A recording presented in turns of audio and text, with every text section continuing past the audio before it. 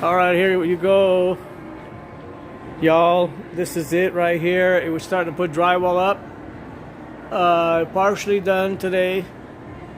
We didn't start till later on in the day, but you get the idea. We're trying to finish it up and close it up. So this is going to be the area. Tomorrow we got the sprinkler guy gonna come in and make those drops there and on the other side, but it's already starting to take its shape like a room enclosed, you know, and so that's where we're at. All right,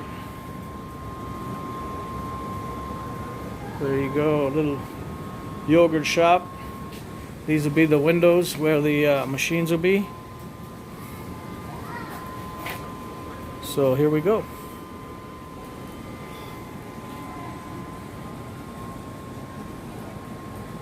Alrighty then.